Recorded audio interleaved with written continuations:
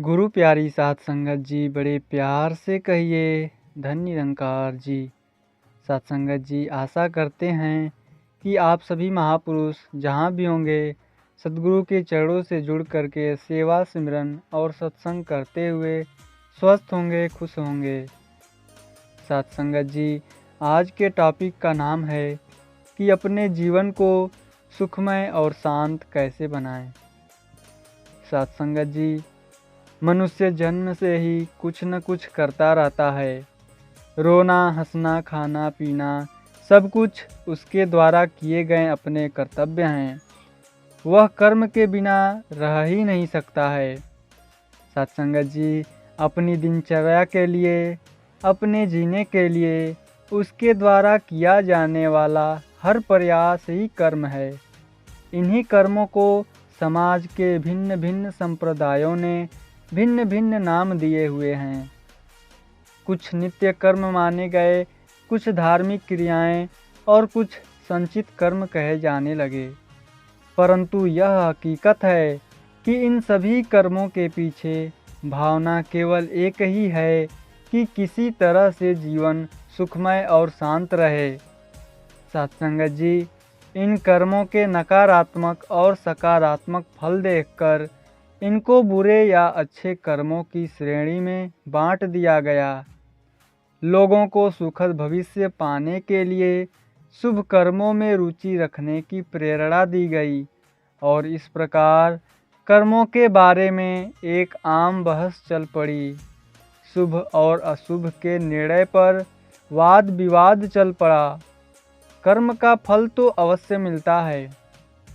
इस धारणा के प्रचार ने लोगों में जहां शुभ कर्मों के लिए उत्साह पैदा किया, वहीं उनमें फल प्राप्ति की लालसा भी उत्पन्न कर दी। लालसा के वशीभूत होकर उनका अहम जागना स्वाभाविक था। शुभ माने जाने वाले कर्मों का मनुष्य कर्ता बनने लगा। परिणाम स्वरूप उसमें अहंकार जाग उठा, जिसने उसके किए कराए पर पानी फेर दिया।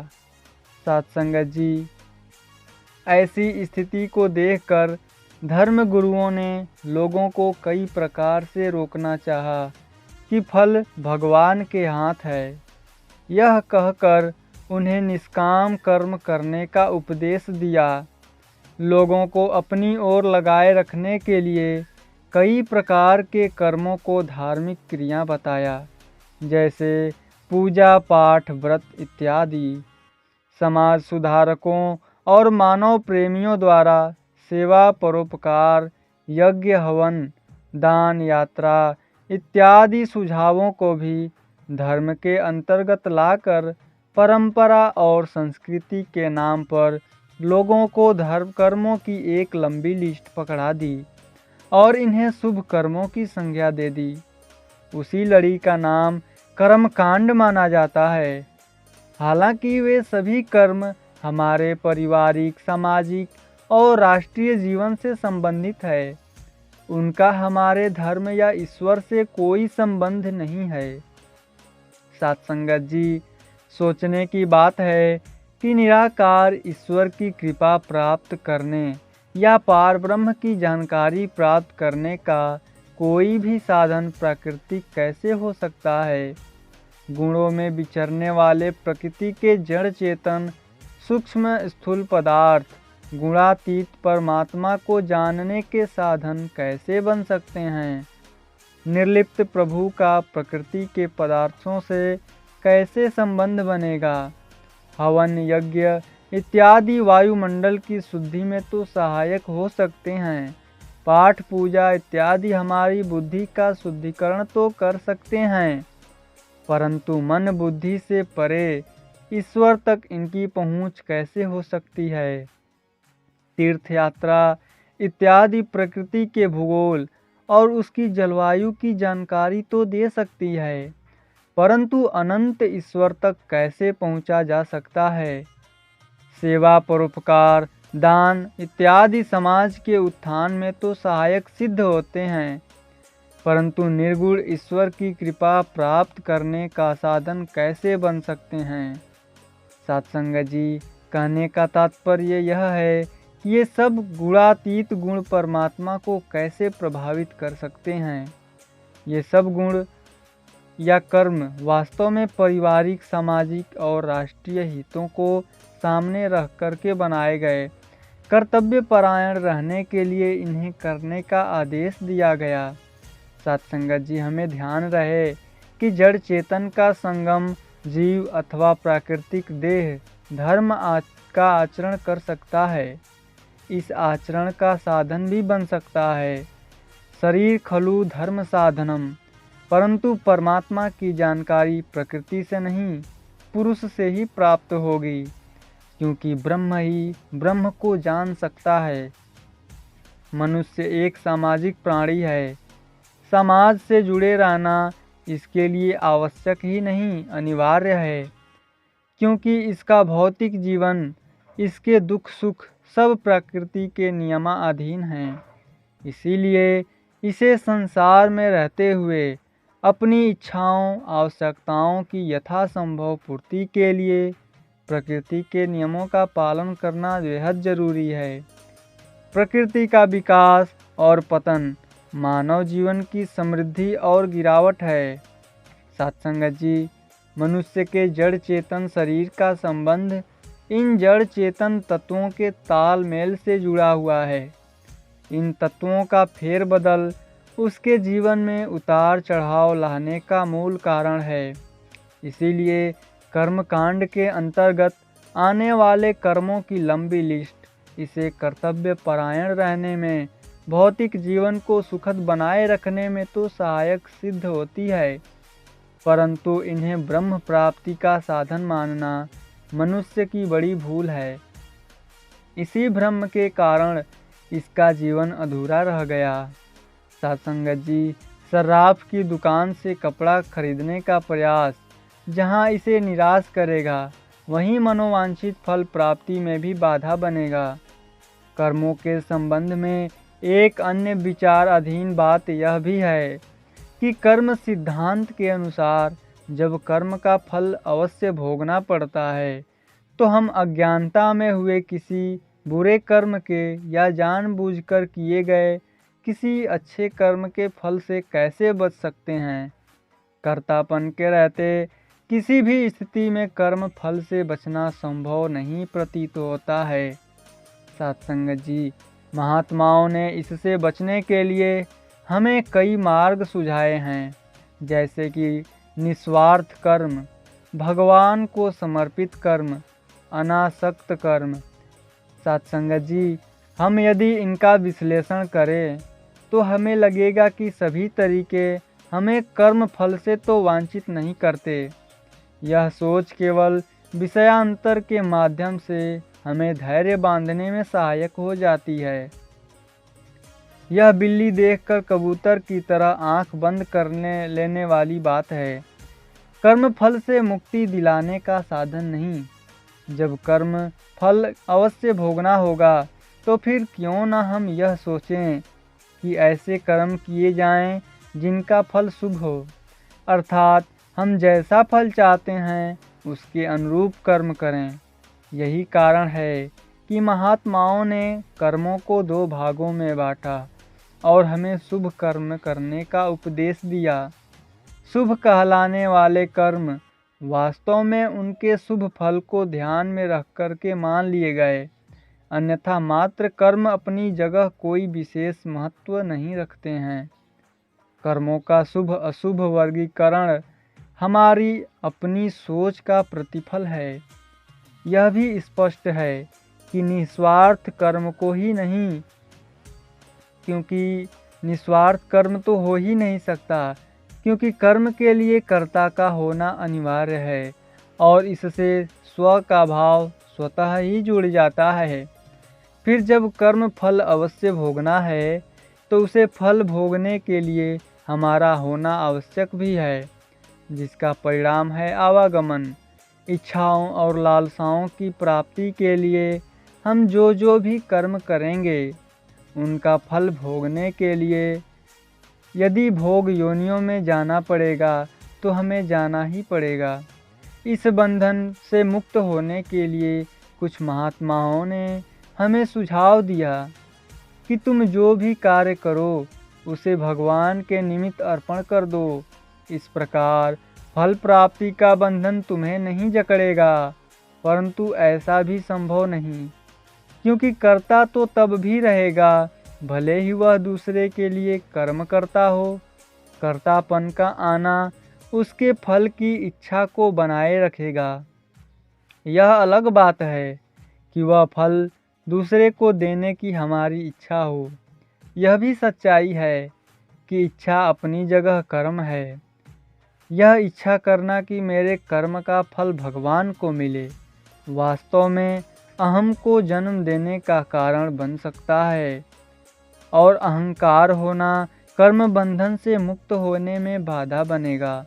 और फिर भला हम अपना फल भगवान को देने वाले कौन हैं? भगवान को फल की ज़रूरत ही क्या है? हाँ, हमारे त्याग भाव को देखकर यदि वे प्रसन्न हो जाएं, तो भी उनकी प्रसन्नता हमारे लिए फल देने का ही वरदान होगी। ऐसी स्थिति में फल तो भोगना ही पड़ेगा, भले ही उसमें हम स्वयं कर्ता हों या उसे भगवान का प्रसाद समझें। अतः कर्म की यह आशा और दशा विशेष सुखद नहीं है। कर्म बंधन से बचाव के लिए तत्वदर्शियों ने जो शैली सुझाई है उसे अनासक्त कर्म का नाम दिया है। इसमें कर्ता का अभाव होता है। यह अपने ही कर्म होने की बात है, कर्म करने की नहीं, क्योंकि जब कर्ता ही नहीं होगा तो फल कौन भोगेगा। इस साधन के लिए बताया गया कि ईश्वर निमित्त क्रियाएं बिना कर्ता के ही होता है। उनके लिए सोचना और कुछ करना नहीं होता। वे प्रकृति के नियम के अधीन अपने ही होती हैं, जैसे भूख या प्यास। इनके लिए कोई प्रयत्न नहीं करना पड़ता है। ये अपने आप ही प्रकृति विधान के अंतर्गत होती है। इसमें कर्ता स्वयं प्रभु का विधान है, इसीलिए इसका फल भी नियति के नियमानुसार ही मिलता है, जिसे प्रकृति स्वयं भोगती है, क्योंकि इसमें दूसरा कोई कर्ता नहीं होता है। इस स्थिति को ज्ञानियों ने सहज जीवन जीना कहा है। उनके कथा अनुसार जीवन में होने वाली सभी घटनाएं नियति के विधान के अनुसार घटित होती है। उन्हें किसी भी तरह स्वीकार करो, उसमें अपनापन मत फंसाओ। जीवन को अपने ही व्यतीत होने दो, उसमें दखल ना दो। जैसे जीना मरना, क्या हम किसी प्रयास से भोगते हैं?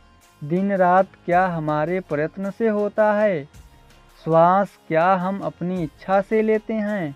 यदि नहीं, तो फिर जहाँ इतनी बड़ी सृष्टि अपने आप किसी के लागू किए हुए नियम अधीन सुचारू रूप से चल रही है, तो क्या हमारा छोटा सा जीवन चलाने के लिए हमें जोर लगाना चाहिए? कभी नहीं। यह भी सहज अवस्था में व्यतीत हो जाएगा। इसमें जोर लगाना ही हमारी आसक्ति है, जिसका मूल आधार हमारा भ्रम है कि मैं ऐसा नहीं करूँगा तो यह नहीं होगा। इस प्रकार भ्रम के टूटते ही कर्तापन समाप्त हो जाता है, अहम की नींव हिल जाती है, कर्म के बंधन से मुक्ति मिल जाती है। ज्ञानियों ने इसी अनासक्त कर्म का आदेश दिया है। प्रभु इच्छा की सहज स्वीकृति है इसमें। अतः सभी कर्म अनासक्त भाव से हों। सत्संगत जी, कर्म फल और बंधन से इन सभी संबंधित विवेचनाएं एक बार पुनः कर्मकांड कहलाने वाले कर्मों पर विचार करने योग्य है। हमारे ऋषियों का चिंतन, दर्शन, अनुसंधान इत्यादि सब मानव हित के लिए समर्पित था। इसीलिए उन्होंने उपदेश दिया कि आत्मा और परमात्मा में ज्ञान द्वारा मिलन हो जाए तो मुक्ति अवश्य ही मिल जाती है। परंतु मनुष्य के भौतिक जीवन का संबंध इस भौतिक जगत से है, और यदि इस ओर ध्यान नहीं दिया गया तो जीवन नारकीय बन सकता है। अतः उन्होंने मानव समाज को समृद्ध और विकसित करने के लिए कई प्रयोग किए। उन्होंने प्रकृति को अपनी प्रयोगशाला बनाया और अपने नित्य परीक्षणों द्वारा मानव समाज के हित के लिए अनेक आविष्कार किए और आविष्कारों का सकारात्मक प्रयोग करने के लिए कई प्रकार के ढंग सिखाए तथा मानव मात्र को इस दिशा में योगदान देने की प्रेरणा दी। उन ढंगों या साधनों को ही समय पाकर कर्मकांड की संज्ञा दी गई। चूँकि ये सभी मानव हित में थे, समाज के विकास के लिए थे, इसीलिए उनको आवश्यक ही नहीं अनिवार्य बतलाया गया। विडंबना यह हुई कि धीरे धीरे लोग इन कर्मों को किसी भ्रम के कारण धर्म पालन में अर्थात ईश्वर को प्राप्त करने में सहायक समझ बैठे। इस प्रकार भौतिक जगत का अध्यात्म जगत में प्रवेश हो गया। चूँकि प्रकृति के साधन तो अनेक हैं, उनसे संबंधित कर्म कांड भी अनेक बने हुए हैं और उनकी बहुसंख्या में अध्यात्म क्रिया जो केवल एक ही होती है अर्थात सतगुरु शरण और परमात्मा की अनुभूति होती है, वह दब गई।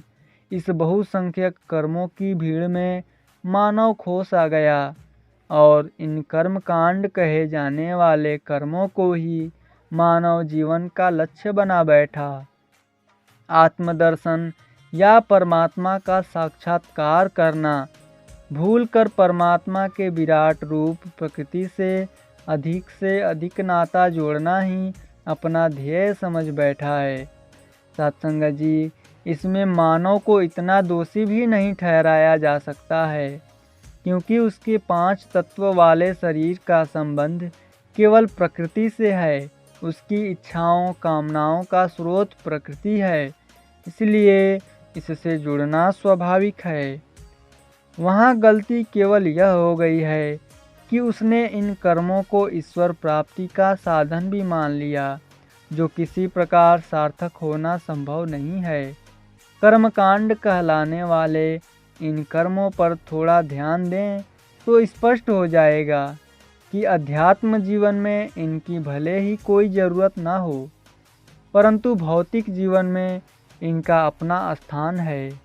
शायद इसीलिए तत्वदर्शियों ने जहाँ इन्हें आध्यात्मिक जीवन का अंग स्वीकार नहीं किया, वहीं सामाजिक जीवन में इनकी उपादेयता को आविष्कार भी नहीं किया गया। सत्संगत जी, भौतिक जीवन के विकास के लिए प्रकृति की रहस्यों को समझना अति आवश्यक है। सत्संगत जी, यदि इन कर्मों को देखें तो हम पाएंगे कि इनमें से कोई भी कर्म त्यागने योग्य नहीं है। मानव समाज की प्रगति में ये पूर्णतः सहायक सिद्ध होते हैं। यदि हम उदाहरण के लिए कर्मों का विश्लेषण करें तो पहला है संयम।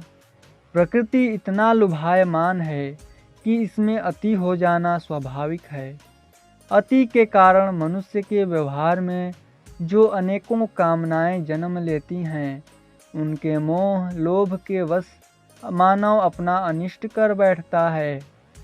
इससे बचने का एकमात्र सक्षम साधन है व्रत और संयम। यदि इन्हें अपनाया जाए तो अति से होने वाले दुष्परिणामों से हम बच सकते हैं। व्यवहार में नम्रता होगी, खान पान में संतुलन होगा, मनुष्य संयमी होगा तो वह काम क्रोध लोभ मोह अहंकार इत्यादि सभी विकारों पर काबू रख सकेगा, जिससे उसका जीवन सुखमय हो जाएगा। अतः व्रत संयम भौतिक जीवन में अनावश्यक नहीं, हाँ, इन्हें आध्यात्मिक उपलब्धि का साधन मानना अवश्य ही भूल होगी।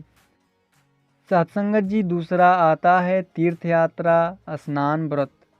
विशाल प्रकृति के भूगोल को समझने के लिए इसके भिन्न भिन्न जलवायु का अध्ययन करना आवश्यक है, ताकि यदि वहाँ कुछ समय रहकर कोई परीक्षण करना पड़े तो कष्ट न हो।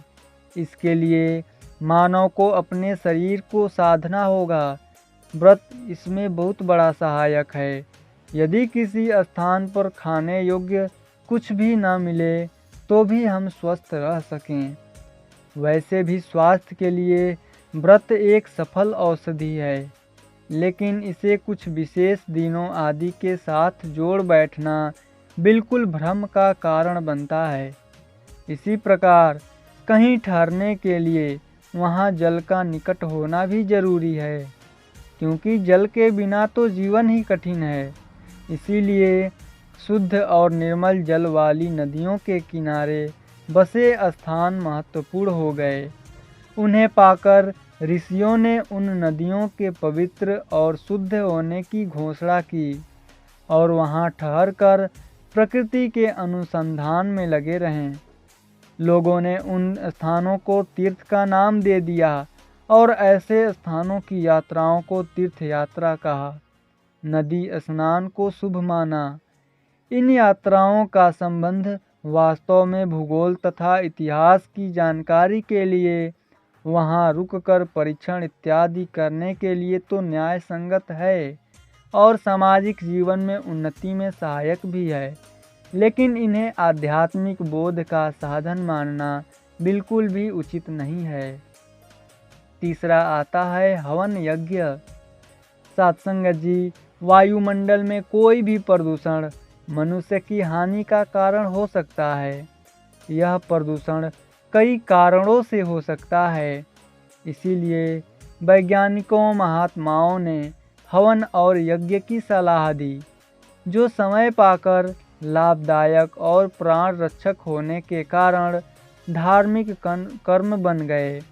घर घर में नित्य प्रति यज्ञ हवन किए जाने लगे, ताकि वायुमंडल सदैव शुद्ध और पवित्र रहे।